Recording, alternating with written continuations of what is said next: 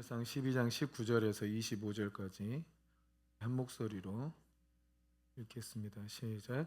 모든 백성이 사무엘에게 이르되 당신의 종들을 위하여 당신의 하나님 여호와께 기도하여 우리가 죽지 않게 하소서. 우리가 우리의 모든 죄에 왕을 구하는 악을 더하였나이다. 사무엘이 백성에게 이르되 두려워하지 말라. 너희가 과연 이 모든 악을 행하였으나 여호와를 따르는 데에서 돌아서지 말고 오직 너희의 마음을 다하여 여호와를 섬기라. 돌아서서 유익하게도 못하며 구원하지도 못하는 헛된 것을 따르지 말라. 그들은 헛되니라. 여호와께서는 너희를 자기 백성으로 삼으신 것을 기뻐하셨으므로 여호와께서는 그의 크신 이름을 위해서라도 자기 백성을 버리지 아니하실 것이요 나는 너희를 위하여 기도하기를 쉬는 죄를 여호와 앞에 결단코 범하지 아니하고 선하고 의로운 길을 너희에게 가르칠 것인즉 너희는 여호와께서 너희를 위하여 행하신 그 큰 일을 생각하여 오직 그를 경외하며 너희의 마음을 다하여 진실이 섬기라. 만일 너희가 여전히 악을 행하면 너희와 너희 왕이 다 멸망하리라. 아멘. 자, 우리 본문의 내용은 이스라엘 백성들이 왕을 구했죠. 하나님께서 왕을 구하는 걸 기뻐하셨습니까? 기뻐하신 일이 아니었지만 그들의 완악함 때문에 왕을 주셨어요. 그 왕이 사울 왕이었고 또 사울 왕이라도 하나님께서 기름 부으셨기 때문에 전쟁에서 이기게 하셨어요. 그 일 이후로 이제 사무엘상 12장은 사무엘의 고별 설교라고 불리는 부분인데 그때 사무엘이 강조한 것은 너희가 왕을 구한 것은 진짜 악한 일이다. 요거에 대해서 명확하게 또 지적해요. 어디까지 지적하냐? 그때가 이제 밀을 베는 때니까 전혀 비가 오지 않는 때예요. 근데 그때 우레가 바라고 비가 오면 이건 정말 너희가 왕을 구한 것은 악한 일이다 하는 것을 이제 알게 하리라 하고 이제 기도했더니 진짜 우레가 치고 막 이렇게 비가 온 거죠. 그러니까 초자연적인 현상으로 그들이 왕을 구한 것은 악한 일이다. 이것을 확증을 했어요. 그러고 나니까 이들이 어떻게 했느냐? 다행히도 백성들이 회개를 했습니다. 19절 말씀 봐보세요. 19절에 시작. 모든 백성이 사무엘에게 이르되 당신의 종들을 위하여 당신의 하나님 여호와께 기도하여 우리가 죽지 않게 하소서. 우리가 우리의 모든 죄에 왕을 구하는 악을 더하였나이다. 모든 죄에 왕을 구하는 악을 더했다. 이렇게 자기 백성들이 고백하면서 실상 회개를 한 거죠. 죄를 인정했으니까. 8장에서 백성들이 왕을 달라고 우리도 이방 나라처럼 왕을 달라고 구했을 때는 왕을 구하는 것이 악한 일이라는 걸 인정을 했나요? 안 했나요? 인정하지 않았죠. 그게 왜 죄인지도 몰랐어요. 하나님을 버린 거라고 주님이 말씀하셨어도 그게 왜 죄인지 몰랐어요. 사무엘 너를 버린 게 아니고 나를 버린 것이다. 주님은 이렇게 받아들였는데 그들은 그게 왜 죄인지 몰랐어요. 그래서 왕을 끝까지 때를 써서 구해가지고 왕을 얻어냈어요. 하나님은 왕은 주셨지만 분명하게 얘기하는 거예요. 너희가 왕을 구한 건 악한 일이라고. 그러니까 왕을 줬다 그래서 그것이 선한 일이 아니다. 왕을 너희가 기도해서 응답받아가지고 그것이 이루어졌다고 해서 그것이 너희 삶에 행복을 줄 거라는 뜻은 아니다. 그게 복이 될 거라는 뜻도 아니다. 그거는 악한 일이기 때문이다 하고 아주 확증을 했어요. 초자연적인 역사를 통하여 확증을 시켜줬어요. 백성들이 회개를 했어요. 그 악한 일을 인정했어요. 근데 여러분 우리가 죄를 지어서 악을 행했다 하더라도 기억할 건 뭐냐면 우리는 죄도 지을 줄 아는데 회개도 할 줄 안다는 걸 기억해야 돼요. 죄를 지을 수 있는 건 사람한테 당연한 본성이에요. 죄를 짓는 거는. 근데 또 하나님은 우리가 회개할 수 있는 자로 또 만드셨다는 걸 기억해야 돼요. 그러니까 죄를 지을 수 있지만 또 역시 회개할 수 있구나. 그러니까 하나님께서 제일 걱정하는 건 또 성경을 통해서 버림받은 사람들은 죄를 지은 사람이 아니고 회개하지 않은 사람이에요. 사울이나 다윗이나 다 죄를 범했지만 다윗은 회개하고 사울은 회개하지 않았죠. 오히려 더 하나님 말씀을 버리는 꼴로 갔죠. 죄를 지었다 하더라도 우리가 그 사람을 정죄하고 판단할 것이 아니고 그가 또 회개할 수 있다는 걸 또 기대해야 돼요. 그가 회개하면 하나님께서 그들을 여전히 불쌍히 여기신다는 걸 또 기억하시길 바랍니다. 자, 백성들이 회개하니까 어떻게 됐냐? 20절 말씀부터 한번 보면 20절에서 22절 시작. 사무엘이 백성에게 이르되 두려워하지 말라. 너희가 과연 이 모든 악을 행하였으나 여호와를 따르는 데에서 돌아서지 말고 오직 너희의 마음을 다하여 여호와를 섬기라. 돌아서서 유익하게도 못하며 구원하지도 못하는 헛된 것들을 따르지 말라. 그들은 헛되니라. 여호와께서는 너희를 자기 백성으로 삼으신 것을 기뻐하셨으므로 여호와께서는 그의 크신 이름을 위해서라도 자기 백성을 버리지 아니하실 것이요. 백성들이 회개하니까 너희가 이 악을 행했지만 그래도 하나님을 버리지 말고 주를 따라가라고 계속 명령하고 있어요. 또 우상을 섬기지 말아라. 죄를 지은 것은 결국 우상을 섬겼기 때문에 죄를 범하는 거거든요. 그런데 죄를 범해서 크게 맞았어. 그런다 하더라도 그 죄를 버리라는 거예요. 그러면 하나님께서 너희를 버리지 않을 거다. 자기의 크신 이름을 위해서라도 자기 백성을 버리지 아니하실 것이다. 아멘이십니까? 우리 하나님은 회개하는 자에게 한없이 약한 분이에요. 원래 사람은 다 아담의 범죄 이후로 다 죄악 속에 갇혀 있고 주님은 우리가 회개하여 돌아오기만을 기다리신 분이기 때문에 회개해서 돌아와서 주님을 믿으면 그냥 한없이 약해지고 잃었던 모든 것을 회복시켜주고 잔치를 벌려주는 분이 하나님이에요. 예수님께서 이 하나님 아버지의 마음을 우리가 알기 좋게 묘사하신 게 둘째 탕자 비유죠. 둘째 탕자가 아버지 죽으세요 하고 유산 빨리 주세요 하고 그거 가지고서 다 허랑방탕하고 다 쓰고 나와가지고 다 거짓골이 됐을 때 그때서야 아버지 집에 있는 하인도 나보다 낫겠다. 그래서 아버지의 집에 돌아가자. 근데 죄책감이 있으니까 자식으로 아들로 돌아갈 수 없으니까 종의 하나라도 써달라고 부탁하여 가자 하고 돌이켜서 아버지의 집으로 갈 때 아버지가 신발도 신지 않고 뛰어나와가지고 그 아들을 품에 안았어요. 그리고 돌아온 그 아들을 향해서 뭐라 했냐면 책망하지 않았어요. 너 어떻게 나한테 그럴 수 있냐고 그러지 않았어요. 그냥 돌아온 아들을 기뻐 맞이한 것뿐이거든요. 그러니까 하나님은 떠날 때도 실상 아들을 정죄하지 않았던 것 같아요. 허랑방탕하게 재산 다 쓰고 가고 인생 다 버렸는데도 그를 정죄하지 않았어요. 그냥 돌아온 것이 중요해요. 돌아오면 왜냐하면 주님은 모든 걸 다 회복시킬 수 있기 때문에. 그래서 신발 신기고 가락지 끼우고 옷을 다 입혔어요. 이게 뭐냐면 아들의 신분을 회복시킨다는 거예요. 집안에 있는 그 더 큰 탕자가 그 꼴을 못 보는 거지. 하나님은 모든 걸 잃어버리고 돌아온 아들을 다시 처음의 상태로 다 회복시켜줘요. 모든 걸 다 회복시켜줘. 아들의 신분, 자식의 다시 유산을 다 탕진하고 왔잖아요. 그랬는데도 다시 유산을 받을 수 있는 자격을 다시 다 부어주는 거예요. 이게 하나님 아버지 마음이에요. 회개하고 돌아오는 자식한테 한없이 약한 분이 하나님이에요. 아멘이십니까? 근데 고집 부리면 주님도 상당히 무서운 분이에요. 회개 안 하고 고집 부리고 있으면 주님은 보세요. 너희가 악을 행했다고 확증까지 시켜주잖아요. 그런 분이지만 회개하고 돌아오는 자녀들한테는 한없이 약한 분이다. 그런 우리를 불쌍히 여기시는 하나님이시다. 아멘이십니까? 사무엘은 어땠을까? 이런 하나님을 모시고 있는 우리 사무엘은 이 말 안 듣는 백성을 향해서 어떤 마음을 품었는가? 23절 24절을 한번 읽겠습니다. 시작.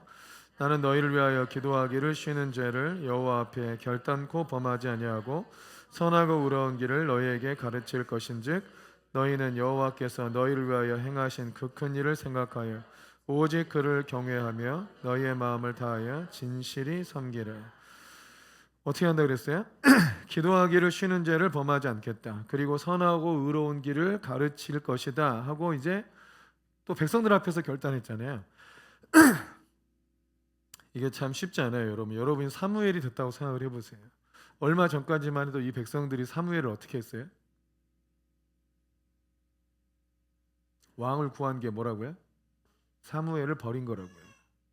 사무엘 당신이 우리를 다스리는 걸 원치 않습니다. 사무엘 더 이상 우리한테 하나님 말씀이랍시고 말하지 말아라 라고 얘기했던 게 이 백성이에요. 근데 이 백성들 때문에 가슴 아프고 또 이 백성들이 당할 일이 뻔하기 때문에 그들을 위해서 슬퍼했지만 하나님께서 너를 버린 게 아니고 나를 버린 거다. 그리고 왕 세워줘버려라 하고 나서 이 일이 나온 거거든요. 그러니까 저 같으면 사무엘 같은 입장이었으면 나를 버린 이 백성을 위해서 왜 기도합니까? 기도하기를 쉬는 게 왜 죄가 됩니까? 이런 싸가지 없는 백성들한테. 자기를 버린 백성이잖아요. 하나님도 버린 백성이고 지 마음대로 살아보겠다며. 마음대로 살아봐라. 또 누가 쳐들어오니까 다 쫄아가지고 벌벌 떨면서 아무 일도 못하는 백성들이 자기들 방식대로 왕 구해놓고 하나님의 종은 내치고 당신들 우리 다스리지 말아라, 당신 말대로 살기 싫다 해놓고, 이런 백성들한테 사무엘이 왜 계속 기도를 해줘야 되냐고요? 그리고 또 왜 선하고 의로운 길을 너희에게 계속 가르칠 거냐, 이걸 왜 합니까?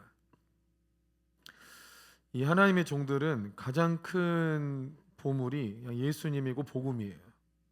그래서 누군가가 자기한테 상처를 주거나 참 못되게 행하면 어떤 마음을 품냐면, 절대 내 저 사람을 위해서는 기도하지 않겠다, 내 저 사람한테는 절대 복음을 전해주지 않겠다, 절대 성령님의 어떤 영적 원리를 원리를 알려주지 않겠다, 이런 마음을 갖게 돼.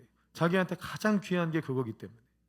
그러니까 여러분, 사무엘이니까 뭐 이렇게 기도했겠지라고 생각하지 말고요, 똑같은 사역자라 생각을 해보세요. 이런 민족한테 자기를 버리고 하나님도 버린 이 민족한테 내 기도하기를 쉬는 죄를 범하지 않겠다, 이런 말을 하기가 쉽겠습니까? 이해가 안 돼요. 기도해 줄 필요도 없고 또 말씀을 전할 필요도 없는데, 이렇게 말 안 듣고 패역한 백성들을 왜 이렇게 해줘야 되는가? 이해가 안 돼. 뭐가 좀 이렇게 모든 게 손발이 맞아야, 도둑질도 손발이 맞아야 하지. 나도 좀 쏟아부으면 이 사람도 좀 헌신하고, 나도 좀 쏟아부으면 같이 좀 헌신하고 이래야 되는데, 이 사람 쏟아붓고 바꿔 나가고, 이 사람 쏟아부으면 바꿔 나가고, 이 짓거리를 자꾸 하면 이 새끼를 왜 돌봐야 되지? 이런 생각이 들지 않을까요? 사무엘의 내 입장을 봤을 때 어떻게 이런 고백을 할 수 있을까 싶은 마음이 들어요. 솔직히 예전에는 걸어놓고 막 기도하기를 쉬지 않겠다, 나도 막 영혼들을 향한 사랑과 막 주를 향한 주 앞에서 어떤 의무를 행하려고 막 이렇게 했는데, 이 말씀을 다시 보니까 어떻게 이럴 수 있지, 이런 생각이 들어요.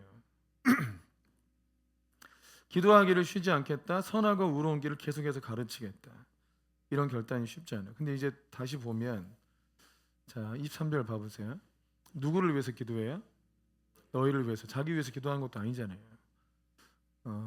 이게 이제 사역자들, 어떤 하나님의 종들한테 오는 마음이에요. 그러니까 그 종들 보통은 다 자기 위해서 기도해, 자기 자녀들 위해서 기도하고. 근데 종들은 그 부담이 생겨, 하나님이 준 마음이에요.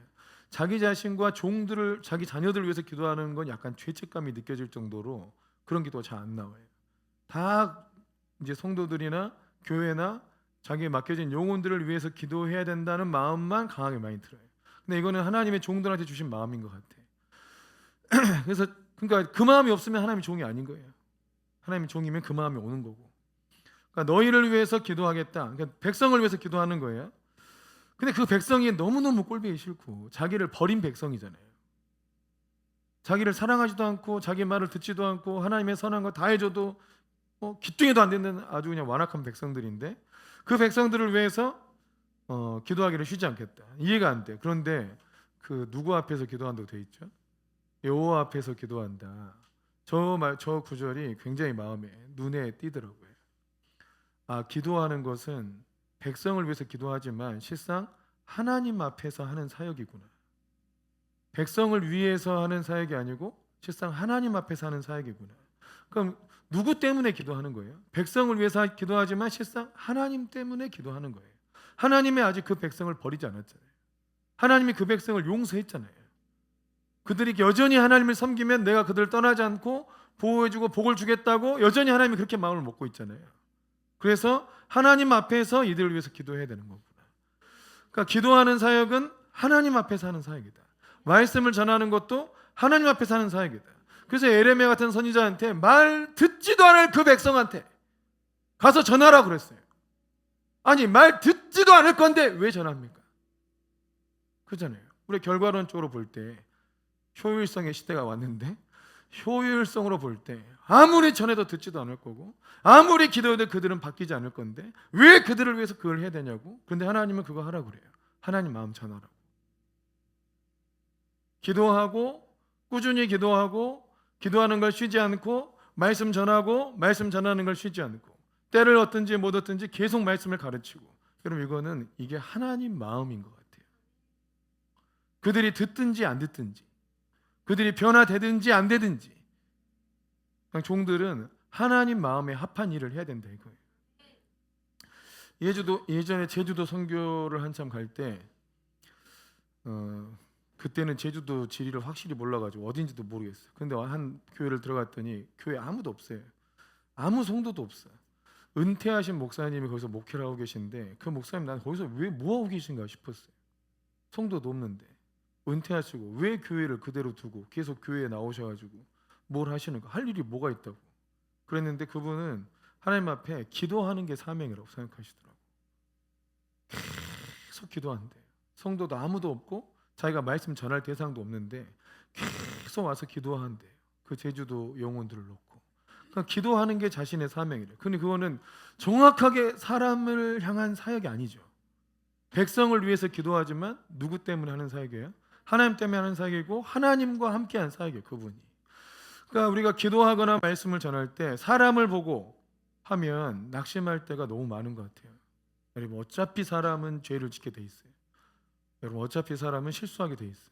제가 성경 사역을 알고 나서 어떻게든 성도들이 실수하지 않고 또 돌아가지 않도록 애쓰기 위해서 모든 일을 다 분별해 주려고 그랬어요. 그런데 그래도 어차피 죄를 져요. 그래도 어차피 실수를 해요. 어떻게 보면 사람은 실수가 필요한 것 같아요. 죄를 짓는 게 필요한 건 아닌데 실수가 필요해요. 근데 죄를 짓는 것도 필요할 때가 있어요. 하나님 사랑을 알려면. 자기가 죄를 안 짓는다고 생각하는 사람이 하나님을 몰라요. 죄의 용서를 많이 받은 사람이 하나님을 더 많이 사랑해요. 죄를 짓고 나 같은 죄인도 사랑하신 그 하나님의 사랑이 얼마나 큰가, 이래야 하나님을 훨씬 더 많이 사랑해요. 그렇지 않습니까? 그러니까 사람이 실수하고 사람이 죄 짓는 것 여기에 너무 마음을 두어가지고 낙심하기보다는 여전히 그들을 용서하고 그들을 인도하시고 그들을 선한 길로 계속 이끌려고 하는 하나님 마음에 집중을 해야 되고 그 마음의 동기로 사역을 해야 된다. 아멘이십니까? 이게 사역자의 마음인 것 같습니다. 근데 이게 계속 기도하는 사람들의 동기가 하나님 앞에 있다. 우리도 이제 계속해서 기도해야 되고 그 기도만이 우리를 의의 길로 이끌 수 있고, 그런데 누군가는 계속 불쏘시개 역할을 해야 되고 누군가는 계속해서 중보를 해야 되는 삶과 부름이 있어요. 사람 보고 상황 보면 낙심할 수 있어요. 근데 하나님의 약속을 믿고 해야 돼요. 우리가 어떤 질병을 놓고 기도할 때도 계속 기도해도 병이 안 날 때가 있어요. 주님은 낫게 한다고 약속했는데 왜 안 나? 그럼 낙심이 돼. 그 병이 안 낫는 걸 보면. 근데 하나님은 계속 얘기하잖아요. 그래서 우리가 갈등한다고 해요. 주님은 나았다고 얘기하고 계속 기도하라고 말씀하고, 근데 상황은 안 났어. 그럼 어떻게 해야 돼요? 상황을 보면 기도해도 안 되니까 포기하게 되는데, 여러분 하나님은 믿음대로 된다 그러고 산을 옮기고 믿고 의심하지 않으면 그대로 된다 그러잖아요. 그래서 우리는 계속 기도해야 돼요. 예전에 4차원의 영성이라는 책에 조용기 목사님 책에 보면 초반부에 그런 얘기가 나와요. 필로 신학교에 가가지고 피터 와그너 목사님 비롯해서 굉장히 종교 지도자, 기독교 지도자 다 모였을 때 조용기 목사님이 그 자리에서 다리 하나가 자른 사람, 전쟁 중에 다리 하나 잃은 사람이죠. 다리 하나가 없어요. 발 하나가 없는 사람을 데리고 와서 우리가 믿음으로 기도하면 이 다리가 바로 이 자리에서 자랄 수 있습니다. 이 설교를 했어요. 창조적인 기적에 대한 설교를 한 거예요. 설교해놓고 아멘 다 했어요. 목사님들 세계적인 목사님들 다 모인 자리에서. 그리고 그 사람 나오라 그래요. 다리가 잘린 사람한테. 그리고 그 사람한테 지금 기도하면 이 다리가 눈앞에서 자랄 것을 믿냐고 물어보니 자기는 믿는다 그래요. 그 환자는 믿는다고. 그 조영기 목사님이 그 자리를 놓고 기도하기 시작해요. 예수의 이름으로 이 다리가 자랄지어다. 선포하고 기도해. 자랐을까요? 안 자랐을까요? 자라났을까요? 그 앞에서? 자라나면 어떻게 자라나는 거지? 옷이 입혀진 채로 자라나? 옷은 안 입혀지고 그냥 맨살이 자라는 건가? 뼈는 어떻게 자라나? 믿어지지도 않아. 어떻게 되는지 상상도 안 가. 계속 기도해. 10분 정도 기도하니까 여러분 10분 정도 똑같은 내용으로 기도하면 이게 길어요, 짧아요? 길어요. 너무 길어. 그래서 지루해. 응답이 안 될 것 같아. 뭐 집에 가면 나을 것 같아. 막 이런 생각이 막 들어. 지금 안 낫고 집에 가면 나을 수도 있어. 자고 일어나면 나을 수도 있어. 막 이런 생각이 들어가지고 기도를 막 끝내고 싶은 마음이 들잖아요. 그죠? 이 10분 정도 기도하니까 안 나니까 옆에서 목사님들이 그런 거예요. 조영기 목사님, 당신이 무슨 말 하는지 알겠다고. 나을 거라고 이제. 그러니까 다 알겠다고. 걱정하지 말라고. 우린 다 그 믿음 갖고 있다고. 그러니까 조영기 목사님이 아니다. 이 자리에서 지금 잘한다고. 그것도 계속 기도해. 또 10분이 지나요. 20분 동안 계속 기도했는데 아무 변화가 없어. 조금씩 잘할 기미가 보이면 좋잖아요. 근데 아무 변화가 없어. 근데 옆에 사람들이 이제 더 걱정하기 시작하는 거예요. 이러다가 이제 안 자라면 조영기 목사님의 믿음이 무너질까봐 옆에 사람들이 괜찮다고 우리 다 믿으니까 염려하지 말고 그만하셔야 된다고 계속 말리는데도 조영기 목사님 계속해요. 30분 정도 기도하니까 그 다리가 확 자라났어요. 그럼 이게 책에 기록돼 있어요. 거기 증인들이 다 있다고요.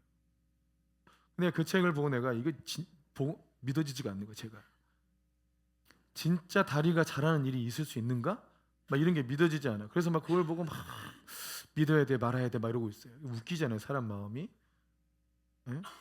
그 책을 썼는데 이 책이 전 세계에 번역이 다 돼가지고 온 세계에 다 뿌려져 있어요. 4차원의 영적 세계라는 책이 나라마다 다 번역돼 있어요. 근데 그 얘기에 써 있으니까 완전 거짓말 아니에요. 거짓이면. 그죠? 그런도 안 믿어 사람들이. 저도 안 믿고. 그러다가 후배를 하나 만났어요. 그 후배도 목회자 딸인데 아버님 목사님이신데 이 아버님이 목회를 크게는 안 했는데 진짜 주님을 되게 의지하는 분이더라고. 근데 얘가 자기인가 누군가 아무튼 자기였나 자기 아버지였나 뭐 일하다가 손가락이 잘렸어요. 근데 이 아버지가 기도해버린 거예요. 병원을 안 가고 손가락 자라라고. 근데 그 딸이 보는 중에 손가락이 자라더래요. 자기는 손가락 자라는 걸 실제로 보고 컸대. 그래서 자기는 하나님을 부인할 수가 없대. 대학교 때는 좀 혼란스러웠는데 그거를 봐가지고 하나님은 살아계시고 하나님은 실제로 역사하시고 자기가 그 얘기 해주니까 제가 그 책을 읽고 안 믿어졌는데 그 얘기 듣고는 진짠가? 그런 일이 실제로 있나 보구나. 그런 생각을 했어요. 근데 봐보세요. 그런 기도할 때 사람들의 반응이나 상황을 놓고 기도하면 그걸 보고 기도하면 기도를 계속 못해요. 근데 뭘 믿고 기도하냐? 신실하신 하나님을 믿고 기도하는 거예요. 그러니까 하나님의 기준에 도달할 때까지 기도하는 거예요. 하나님은 반드시 역사하시고 내 믿음 보고 역사하실 건데 내 믿음이 하나님의 기준에 맞지 않구나 아직. 그래서 하나님 보고 기도해야 돼. 신실하심을 믿고 기도해야 돼. 아멘이십니까? 우리가 이런 얘기 종류도 뭐 기도하면 밥이 나오냐 떡이 나오냐 뭐가 달라지냐. 근데 기도를 안 해봐서 그런 거예요. 기도를 하루에 10분 하는 사람하고 하루에 1시간씩 하는 사람하고 기도를 하루에 3시간씩 하는 사람하고 기도를 하루에 5시간씩 수월하게 하는 사람하고는 삶 자체가 완전히 달라요. 기도를 하루에 30분씩 하는 사람은 3시간씩 하는 사람의 삶을 도저히 따라올 수 없어요. 상상할 수도 없어요. 그러니까 지는 30분밖에 안 해봤기 때문에 기도 많이 해봐야 뭔 일이 있겠냐 이렇게 생각하는 거예요. 무슨 뜻인지 아시겠어요? 여러분 자기 전 재산이 300만 원인 사람하고 전 재산이 한 3천억 되는 사람하고 그 삶을 상상할 수 있어요? 인생은 고난이다. 3천억 있는 사람이 인생은 고난이다 이럴까요? 네? 3천억 가진 사람이 인생은 고난이다 이렇게 얘기하냐고요. 불교는 틀린 것 같아 어떻게 보면. 다른 거예요. 기도를 30분 하는 사람하고 기도를 3시간, 4시간 하는 사람하고는 차원이 다른 삶을 살아요. 기도하는 것이 여러분 굉장한 능력을 가져요. 왜냐하면 단지 기도만 하는 게 아니에요. 내가 바뀌어요. 내 자신이 바뀐다고 계속. 또 내 주변의 환경도 달라져요. 그럼 뭔가 소통하는 게 완전히 달라져요. 그러니까 자기가 뭔가 달라지는 걸 경험하니까 기도를 하라 하는 거예요. 기도하는 사람들은. 기도하는 사람이 됐으면 좋겠습니다. 근데 사람 보지 말고 상황 보지 말고 하나님의 약속을 믿고 기도를 해야 됩니다. 그래야 쉬지 않고 기도할 수 있고 포기하지 않고 기도할 수 있어요. 기도하는 사람이 되십시다. 제가 어떤 선교사님이 한 기록이 여전히 생각이 많이 나는데 선교를 갔는데 이분은 진짜 기도의 사람이에요. 하루 종일 기도밖에 안 해요. 다른 선교사님들이 할 일이 너무너무 많아요. 너무너무 할 일이 많아. 그래서 기도할 시간이 없어 선교사님들이 대부분. 근데 이 선교사님은 다른 걸 못하는지 안 하는지 아무튼 기도만 해요. 하루에 뭐 9시간 10시간씩 기도만 하는 분이에요 이분이. 한 번은 이제 집회를 열었어요. 집회를 열고 사람들 다 불러 모으세요. 여러분 집회 하나 또 이게 준비하려면 얼마나 많은 일을 해야 되겠어요. 근데 이 선교사님 또 기도밖에 안 해. 계속 기도만 해. 그러다가 이분을 이제 그 강단에 세운 거예요. 설교 한번 하라고. 사람들 많이 모였을 때. 근데 이 선교사님이 3마디 했는데 부흥이 왔어요. 세 마디 했는데 부흥이 온 거예요. 주여 이들을 불쌍히 여기소서. 주여 이들을 불쌍히 여기소서. 주여 이들을 불쌍히 여기소서.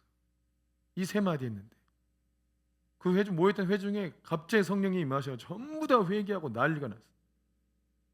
선교사님들이 그 전에는 이 사람 기도밖에 안 하네, 기도밖에 안 하네, 바보 죽겠는데 기도밖에 안 하네. 그래서 뭐라 했을 거 아니에요.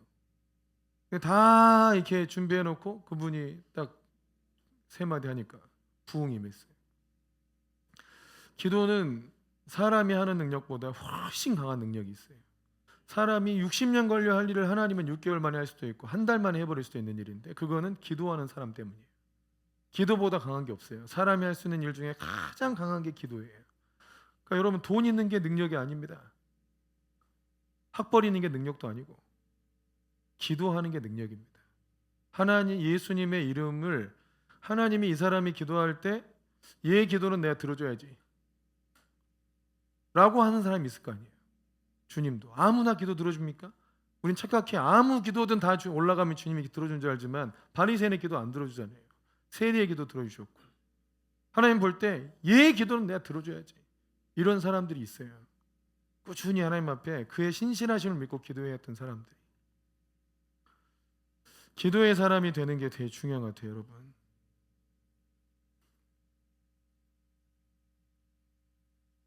아멘. 전우자 한번 인사하시죠. 당신은 기도의 사람입니다.